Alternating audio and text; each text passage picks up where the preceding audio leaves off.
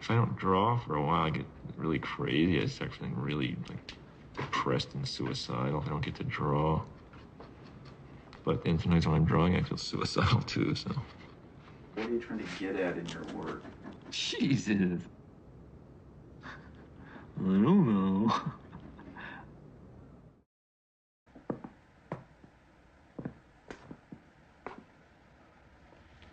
When I listen to old music, it's one of the few times I actually have a kind of a love for humanity.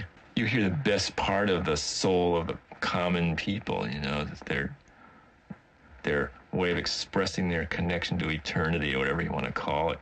Modern music doesn't have that calamitous loss that people can't express themselves that way anymore, you know.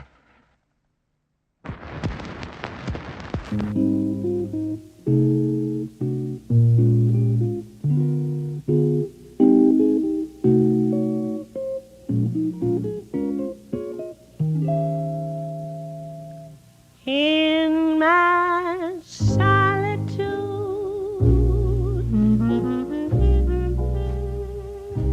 you haunt me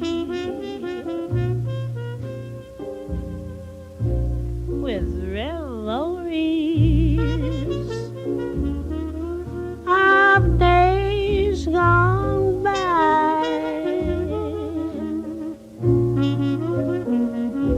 In my solitude, you taught me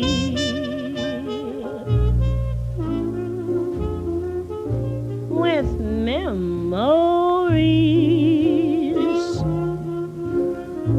that never die.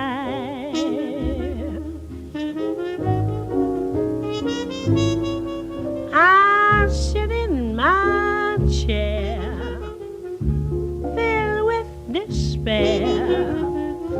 There's no one could be so sad.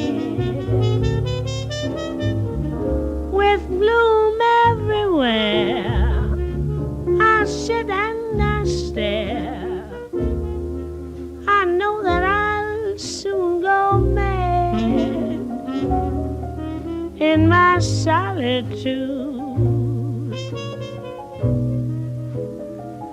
I'm praying,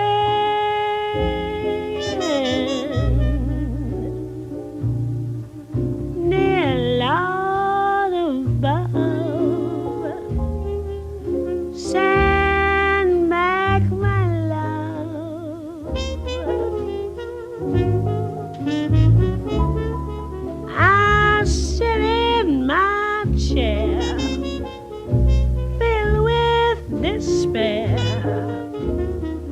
There's no one could be so sad. With gloom everywhere, I sit and I stare. I know that I'll soon go mad in my solitude. I'm praying,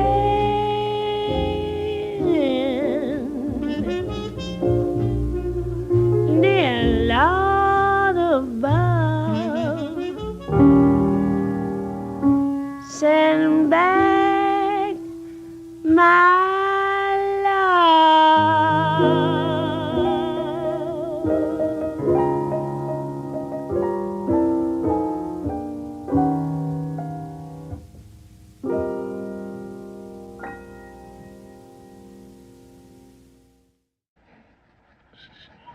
I'm drawing some portraits of girls that I had crushes on in high school. They're in Milford, Delaware. This one I'm drawing now is Winona Newhouse, affectionately known among the boys as the Shelf. She had this like phenomenal rear shelf. She was nice too, actually. She was kind to me. This one here, Naomi Wilson, is this cross-eyed farm girl that wore homemade clothes to school. I secretly had a crush on her. I was very sexually attracted to her. And of course, you could never dare admit it openly that you liked this funky girl that had BO and hairy legs. This Jean Strilly, I liked her too. She was also considered a dork. She's kind of a bookwormy type that talked with a lisp and shapely, powerful legs. I never actually had any contact with these girls except I used to play footsie with this one. Where are they now? 30 years ago. 30 years ago, they're all middle-aged housewives now. Jesus, what a thought. Winona. I wish she was here now. The 17-year-old Winona.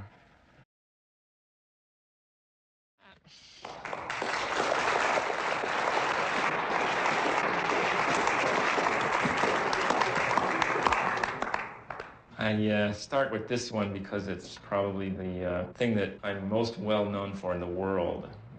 And could see it for a long time on truck mud flaps. And I don't know why it caught the popular imagination, caused me nothing but headaches for 10 years after I drew it. Lawsuits and IRS problems. It was a nightmare just because of this stupid keep on trucking. So don't anybody ever come to me and say, hey, R, keep on trucking. This is the third thing I'm the most well known for.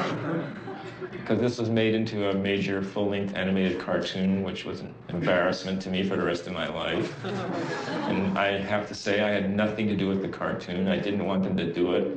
I thought they were schlockmeisters, and they just rolled right over me. So I had this character killed in a later story I did. I had a female ostrich stab him in the head with an ice pick. Salut les grosses têtes, je vois qu'on pioche dans les bouquins pour passer l'examen bille en tête.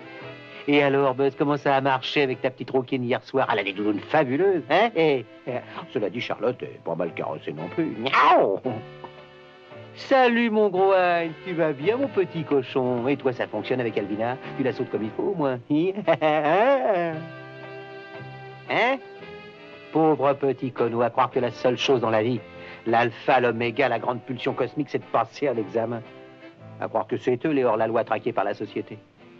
Ils sont fermés, on peut même plus communiquer avec eux, pauvres conneaux. Tu parles d'une fête. Ils se bourrent de pilules pour pas dormir et ils restent toute la nuit avec le nez dans leur bouquin et un gros doigt dans le cul. Moi, oui, oui, bien sûr, moi aussi à une époque. Je trouvais ça exaltant, super fascinant. L'histoire, la science, la littérature, la sociologie, de la merde tout ça. Et eux, ils s'imaginent encore que la connaissance, c'est le grand truc. Et ça donne quoi? On devient un pauvre intellectuel taré et on joue à être plus intellectuel que les autres intellectuels tarés, tu parles. Total, on passe ses meilleures années à farfouiller dans les poubelles encyclopédiques. Et pendant ce temps-là, le monde explose.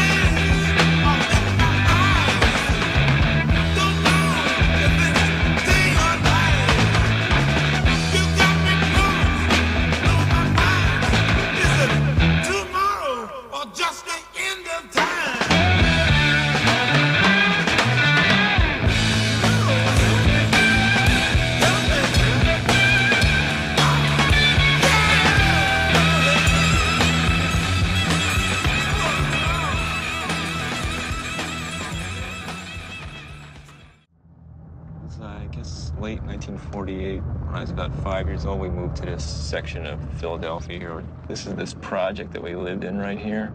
I can't remember which of these places we lived in. They all look the same. Jesus, grim here. Oh my God, this is where we used to go to the market right here. There was a little dime store that sold toys there. We used to buy candy and stuff in there, comic books.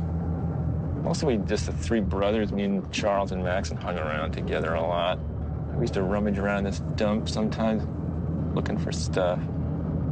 One time, my brother Charles brought this thing back from the dump. It was this beautiful wooden truck, this like an ice cream truck made out of wood. I wanted that thing really bad, and he wouldn't let me touch it or anything. He's real spiteful that way. So I made a big fuss, and I told my mother, and she said, Charles, let him play with that when you're through with it. And he said, okay. And so about 15 minutes later, he came in the house and said, okay, Robert, I'm through with it. You can play with it now. So I ran outside, and he had smashed it to smithereens against the wall of the house.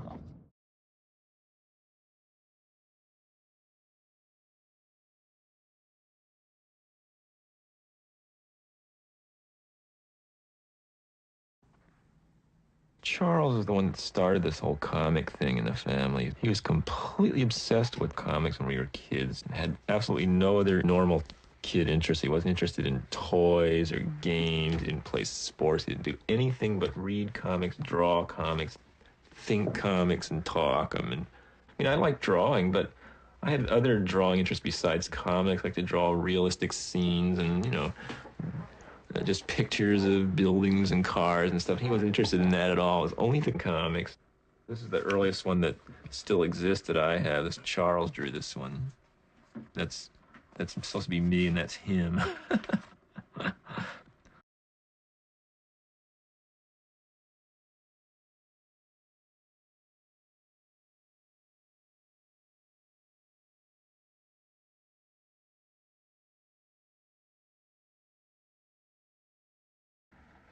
When I first met him, like, he never talked. He just drew the whole time. He was like catatonic, and the only voice he had was his pen. He was very productive, but he was like really, my mother thought he was retarded when she met him. She said, you know, some people like cripples, some people like retards. What could I say? And She thought I was a real creep when she first met me. But since we lived in one place for a long time, and he's known the same people for a long time, he's more comfortable. He's a little bit more communicative, but still, you know, he clams up. He really gets stilted in his conversation around anybody he doesn't know really well. That's why it's such an exciting subject for a movie. Right.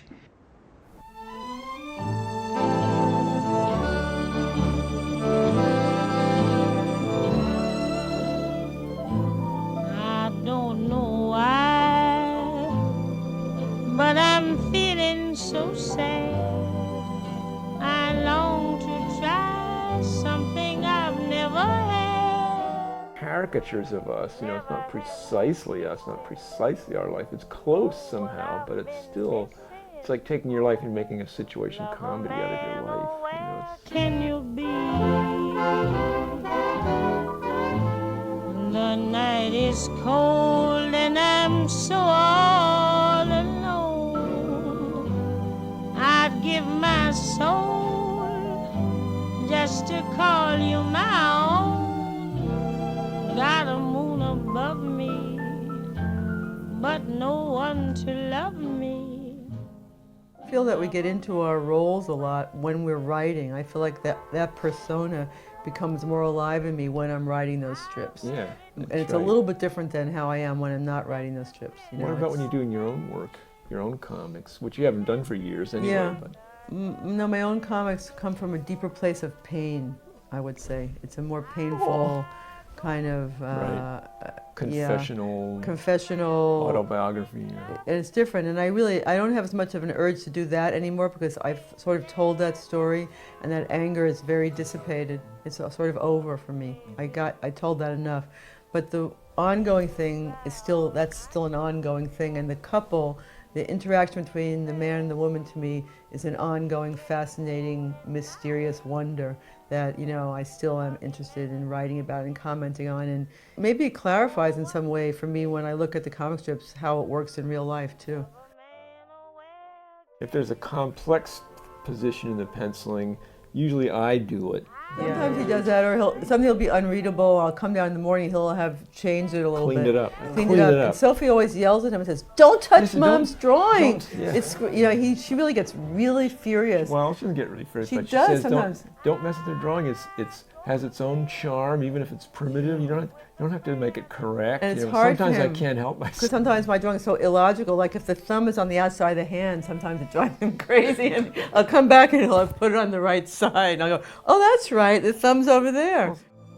And you'll dry all my tears, then whisper sweet little things in my ears, a hugging and a kissing what we've been missing. Love a man